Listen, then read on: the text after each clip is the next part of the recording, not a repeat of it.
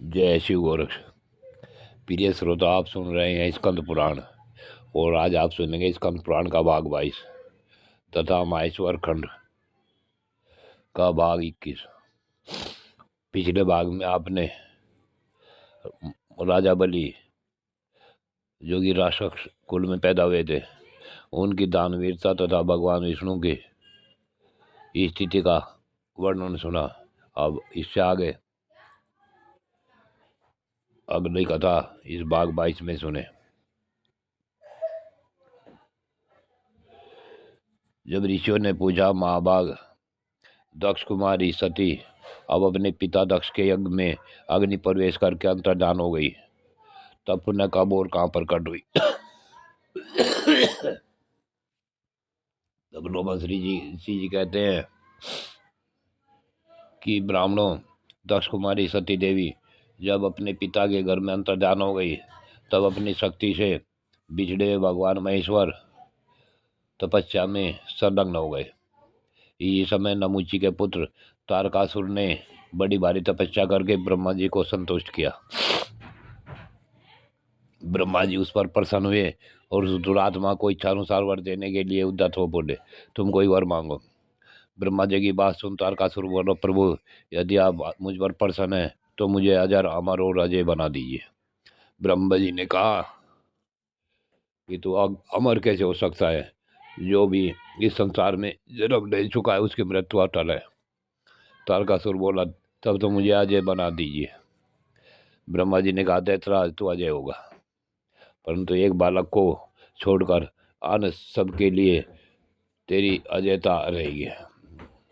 इस प्रकार वरदान पाकर तारकासुर बड़ा बलवान हो गया। उस समय देवता लोग राजा मुचुकुंद का सहारा लेकर तारकासुर के साथ युद्ध करते और विजयी होते थे। वे ब्रह्मा जी के लोक में गए और उनके सामने खड़े होकर स्तुति करने लगे। उसी समय आकाशवाणी हुई, देवताओं तुम जितनी जल्दी हो सके मेरी आज्ञा का यथावत पालन करो। भगवान शिव के जब कोई महाबली पुत्र उत्पन्न होगा तब वह ही पुनः युद्ध में तारकासुर का वध करेगा। यह आकाशवाणी सुन देवताओं को बड़ा आश्चर्य हुआ। वे सब बृहस्पति जी को आगे कर हिमालय पर्वत पर आए और हिमालय से बोले, महाभाग हिमालय, तुम समस्त पर्वतों के स्वामी हो। हम सब देवताओं की बात तुम्हें अब सुननी चाहिए। नौमा जी कहते हैं कि देवताओं के इस प्रकार प्रार्थना करने पर पर्वतश्रेष्ठ हिमवान हंसकर बोले कि यदि तारकासुर के संहार में मेरी सहायता आवश्यक है तो मैं पूछता हूँ, किस उपाय से आप लोग तारकासुर का वध करना चाहते हैं। तब देवताओं ने आकाशवाणी द्वारा कही हुई सब बातें कह सुनाई। सुनकर हिमवान ने कहा, जब शिव जी के बुद्धिमान पुत्र द्वारा ही तारकासुर का वध होने वाला है तब देवताओं के सब कार्य शुभ हो और आकाशवाणी की कही हुई यह बात भी सच निकले।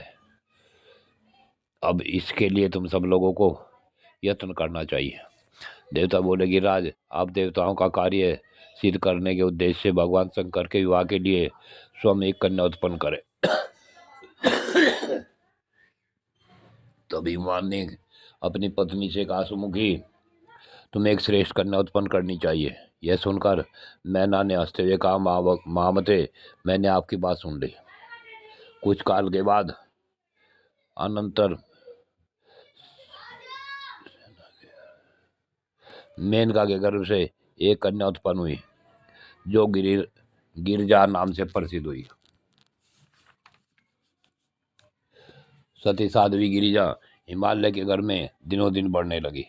वह कल्याणी कन्या जब 8 वर्ष की हो गई उस समय महादेव जी की हिमालय की कंदरा में बड़ी भारी तपस्या कर रहे थे। उन्होंने संपूर्ण विश्व का एकमात्र मंगल करने वाले भगवान शिव से जाकर इस प्रकार वार्तालाप किया, हे महादेव, मैं आपके प्रसाद से बड़ा सौभाग्यशाली हूँ। हे देवास्वर, आप मुझे इस कन्या के साथ प्रतिदिन अपने दर्शन के लिए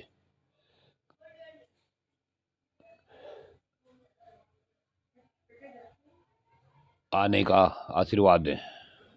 तो भगवान शिव बोले कि आप इस कन्या को घर पर छोड़कर ही मेरे दर्शन के लिए आ सकते हैं, अन्यथा मेरा दर्शन नहीं होगा। तो भगवान शंकर का यह निष्ठुर वचन सुन गौरांगी पार्वती तपस्वी शिव से इस प्रकार बोली, शंभो, आप तप शक्ति से संपन्न हैं और बड़ी भारी तपस्या में लगे हुए हैं। आप जैसे महात्मा के मन में जो यह विचार उत्पन्न हुआ है, यह केवल इसलिए कि यह तपस्या निर्विघ्न चलती रहे। परंतु मैं आपसे पूछती हूँ, आप कौन है और यह सूक्ष्म प्रकृति क्या है? भगवान, आप इस विषय पर बड़ी बातें विचार करें।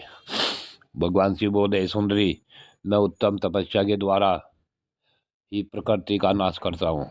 प्रकृति से विलग रहकर अपने यथार्थ स्वरूप में स्थित होता हूँ। इसलिए सिद्ध पुरुषों को प्रकृति का संग्रह कदापि नहीं करना चाहिए। पार्वती बोली, जिस उत्तम वाणी के द्वारा जो कुछ भी कहा है, क्या यह प्रकृति नहीं है? क्या आप प्रकृति से अतीत कैसे हैं? मेरी यह बात सुन आपको तत्व का यथार्थ निर्णय करना चाहिए।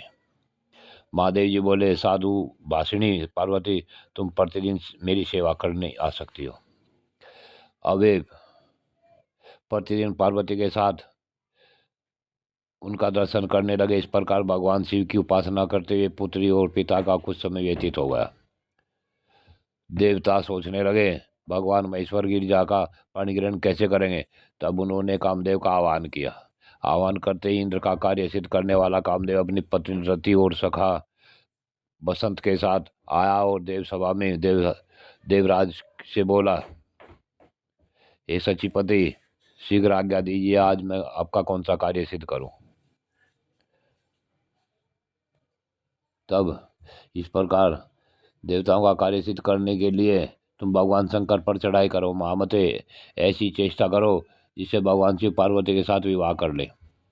देवताओं के इस प्रकार प्रार्थना करने पर संपूर्ण विश्व का मन मोह में देने वाले मदन अप्सराओं को साथ लेकर बड़ी उतावली के साथ चला।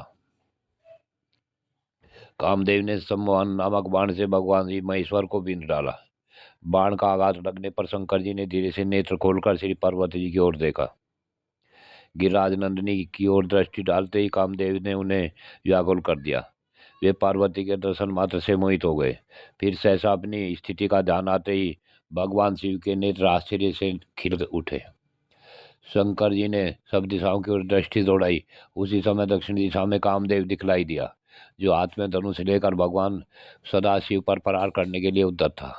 उसने चढ़े हुए धनुष को खींचकर मंडल आकार कर रखा था और पुनः बाण संधान करके मदनांतक शिव को विंधना ही चाहता था। तब तक भगवान महेश्वर की रोषपूर्ण दृष्टि उसके ऊपर पड़ी। भगवान ने तीसरा नेत्र खोलकर उसकी ओर देखा। देखते ही मदन आग की उठती ज्वाला लपटों में गिर गया। उसे भस्म होते देख देवताओं को बड़ा आकार हुआ। तब देवता भगवान शिव के पास आकर बोले, हे देव महादेव, आप देवताओं को वर दीजिए। हमने गिरिराज नंदिनी पार्वती की सहायता के लिए कामदेव को यहाँ भेजा था, इसका कोई अपराध नहीं है। विश्व के एकमात्र बंधु भगवान शिव आपको अपने उत्कृष्ट तेज से इस समय देवताओं का कार्य सिद्ध करना चाहिए। हे शंभो, आपके द्वारा इस पार्वती के गर्भ से जो पुत्र उत्पन्न होगा, उसी से हमारा सर्व कार्य सिद्ध होगा। महादेव तारकासुर ने हम सब देवताओं को बहुत सताया है। उसके भय से हमारी रक्षा करने के लिए इस कामदेव को जीवन दान दे। अतः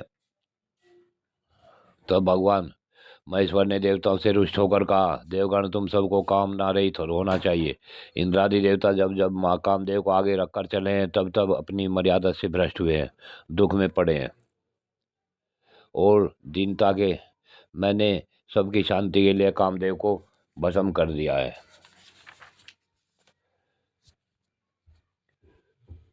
जय शिव गोरक्ष।